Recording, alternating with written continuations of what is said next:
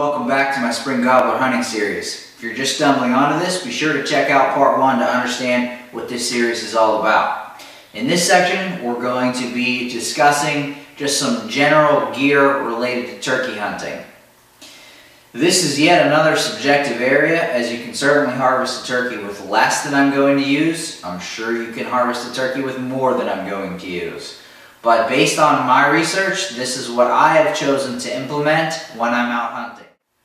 The first and perhaps most important area is camouflage. See that I have chosen mossy oak obsession as my camo pattern of choice because, in my opinion, it is the best spring pattern for the woods that I hunt in. A turkey's eyesight is its greatest strength and its strongest defense mechanism, so you've got to be really on point with the camo pattern that you select. They've got excellent visual acuity, and they've got a field of view about 270 degrees compared to a human's, which is only about 180, so that gives you an idea how much more they can see than you. I chose to go with a 3D pattern just to break up my silhouette a little bit more, while I would be wearing obviously something like this underneath. Long sleeves, long pants to protect against ticks. Obviously you want to be wearing gloves, a good pair of boots. If you can find boots with a camo pattern just to break those up a little bit, obviously that'd be a good idea too. But a lot of times, you're walking through the spring woods, depending on where you hunt, it might be snakes, but just about everywhere you're going to hunt in the spring is going to be water, so you want to have a nice pair of waterproof boots with you as well. And keep in mind, obviously, with the camo, you can be hunting from a blind too. It's just going to increase the effectiveness. While we're talking about their senses as it relates to clothing, turkey also have no external ears, but they have great hearing. Actually, they have pretty good hearing, more so than we give them credit for. So for this reason, you want clothes that you can move silently, and you don't want something that's going to make a lot of noise. Waterproof rain pants, things like that, just anything you can think of that's going to rub together or make noise as you're moving. Obviously you want to try to avoid that. Fortunately for us, a turkey's sense of smell is rather poor, and it's, like I said, it's good that it is, because if it wasn't, they'd be damn near impossible to kill, and it's already hard enough to get the drop on one, so no need to make it any more challenging. But you don't need to be concerned with wind direction or scent control when you're hunting turkeys, fortunately. Blinds. Well, I do own a pop-up blind. Let's see here, I'll inlay a picture of that for you. It's not my go-to setup. Even with as compact as that blind is, I prefer front cover blinds for running and gunning. I think pop-up blinds have a real niche more for a person that has a farm. They can kind of place a couple of them up where they know there's good strut zones, leave them there, let the birds get familiar with them in the high traffic areas, so on the day of the hunt you just go sit down right in the blind and you're ready to go. That's actually what our technique is going to be the first day of the season. But that's not to say that I won't use the pop-up blind. If I end up hunting on a day where there's a chance of rain, or it is already raining when I leave, the pop-up blind is definitely going to come in handy. But like I said, it's not my first choice. It can be a little bit cumbersome with all the other stuff that you have to carry, and it makes a hell of a lot of noise. Neither of those are great attributes in the morning turkey woods. Front cover blinds. So I'm using this Mad Max blind by the Drury brothers, Mark Drury at least. If you've watched Kings of Springs, pretty good show. They got a lot of good turkey tips on there. It's kind of entertaining as well. But they use this a lot, and it's cool because it actually doubles as a gun rest. And I'll show you an image of that I'll inlay for you. But the cool thing about this is it's lightweight, it gives you good coverage, and it's easy to move without a big production like the pop-up blinds that I just showed you. So it gives you enough front cover, like I said. You can access your calls, do a little bit of movement while still having the shotgun on the rest. So for me, this is the go-to blind that I'll be using this year if I'm just kind of walking around, listening for calls, doing some locator calls. This is going to be the best blind for me to do that with. Decoys. Some people swear by them, some people swear at them. I won't really know till I try.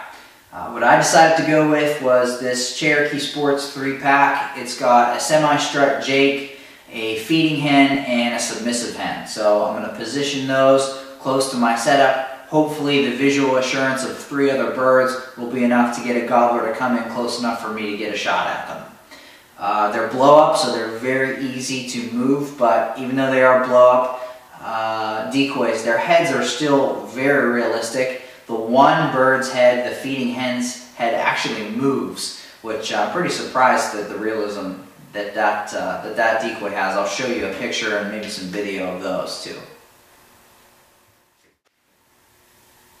GPS. More of a scouting tool than for actual hunting time, but it can definitely be handy for trudging your way in the morning into your hunting spot when it's pitch black outside. Now you can use a flashlight, but you have to be careful. You really only want to use a green light when you're hunting turkeys in the morning. You don't want to use a bright white light. It may spook them on the roost if they can see it, so be careful with that. But having the GPS can help you maneuver in the morning woods so you're not making too much noise. It's also good though because let's say you're hunting somewhere and you've got them coming in the direction that you want to, but maybe you spook them and they go a direction that you're maybe not as familiar with, that you didn't travel to. You can check the satellite imagery that you've got on your GPS to try to loop around them. Now, I'm definitely a proponent of being out there a lot beforehand, as I will talk about in my scouting video. But, you know, if they catch you off guard a little bit or they go somewhere that you didn't happen to go to, you've got the GPS to cover you in that case. So, obviously, when you're using the GPS, you want to mark any pertinent information as you're out there scouting, whatever the case may be, for future reference later. Turkey vest or backpack? Well, with all the gear that turkey hunters carry, you're going to need a way to haul it around.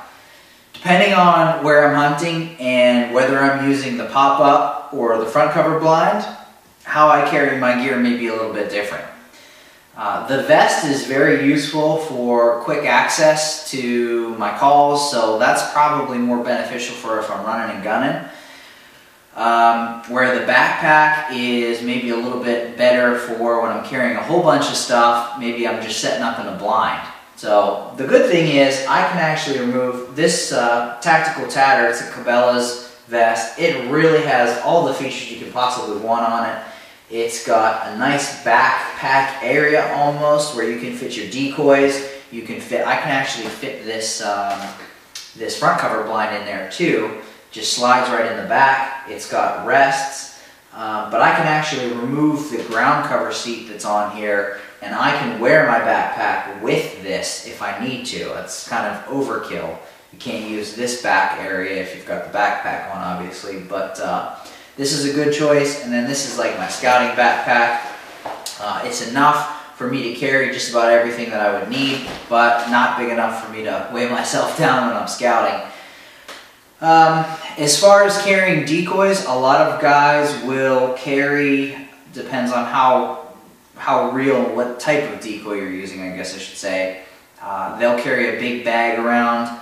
I'm probably just going to carry, depending on whether I'm hunting out of the pop-up blind or the front cover blind, I'll either use the back of my vest or I'll use a duffel bag if I'm going to the pop-up blind, and I can just sling those on my shoulder as I'm walking out. So it's a decision you've got to make. I really do like the vest because you've got all your calls situated in a space where it's very easy to access them without making a lot of noise, whereas if you just throw all your calls into a backpack, you're going to have to rummage through to find stuff. Not particularly stealthy in the morning when you can't see shit and there's turkeys walking in front of you, probably going to spook them. So my vote goes for the blind 9 out of 10 times. I'm sorry, the vest 9 out of 10 times. Binoculars are a good thing to have. Again, it's more of a scouting tool similar to the GPS, but having a nice pair of binoculars, particularly if you're hunting very large, wide open areas, can be a good tool because you can kind of glass before you go somewhere, figure out if there's any birds in the area you're thinking about going to. Smells like the turkey woods, huh? We're going to get some turkeys tomorrow, aren't we? We're going to hunt some turkeys? Or we're going to hunt turkeys? We're going to go in the car and get some turkeys, huh? No, not today. Tomorrow. Okay. Ready? You ready to go? We're going to go. We're going to go get some turkeys. We're going to get them. We're going to get them. Trail cameras. Another item maybe a little bit more related to scouting than actual hunting, but they can be pretty good helpers in identifying the type of birds you have in an area. The problem is you need to know where the birds are beforehand. Turkeys don't operate with the same routine kind of pattern that deer do, so using these as locators is more of a game of chance than skill. But in my opinion, they do have a pretty good use because they allow you to be in multiple places at one time. So let's say you've got a couple fields that you want to scout the first 2 hours of morning, right when the sun comes up. Obviously, you can't be in 3 different places at once on the same day, so you have to go out 3 different days, which makes it kind of a pain in the ass. If you've got trail cameras up, you can be in all 3 of those places at the same time every single day. So what I like to do is I will set up the camera on field scan mode, and this allows you to cover a really huge area. So it's not, just the 40 or 50 feet in front of your camera. You've got the whole field. So you got to set it up appropriately so you can see a good angle. But this will allow you to be in multiple places at once, and if turkeys come into that field, you're going to see it on the camera. Rangefinders. Now, we discussed maximum ethical shooting distance and shot lethality in my video on turkey guns, and this is where it comes into play in hunting. When I get to my setup, the first thing that I will do once I'm all set up and ready to go is range my distances. I'm probably going to have a pretty good idea of where the birds will be coming from beforehand based on the scouting that I've done. So I can range different distances, so I don't know how close the turkey has to get to me before I can actually take a good shot. So a lot of people, myself included, I'll be honest, misjudge distance, especially in the early morning where it's still kind of the paling light. So having a good rangefinder can really be helpful. And if you're a shooter or a sportsman or just a hunter in general, you probably need a rangefinder for something else that you're hunting anyway, so it's a good investment. Ground seats. Now, if your vest doesn't come with a ground seat, you might want to look into getting something like a thermarest. If you're hunting out of a blind, you've probably got a seat set up, but if you're just running and gunning like I'll be with my front cover blind, you're going to want to have something to sit on. Because as much as scouting requires walking, hunting for turkeys requires a lot of sitting. So you might as well keep your ass dry and comfortable while you're doing it. Bug control. As you sit in the spring woods, you're going to very quickly understand why turkeys give themselves dust baths in the afternoon. The insects in the spring can be a real pain in the ass. I prefer to use a thermocell myself to keep myself mosquito free. It does help with some of the other flies and doesn't really work against ticks, but like I talked about before, you want to have the right clothing on to avoid getting Lyme disease and having a bunch of little hitchhikers all over you. But the thermocell is pretty good for keeping the mosquitoes and bugs off of you while you're hunting in the woods. And that's it for the gear I thought most important to mention, guys. It's nothing too complicated, but there are some things here that you're probably going to want to consider. So, till next time, guys, stay safe. This is No More Op 4. I'm out.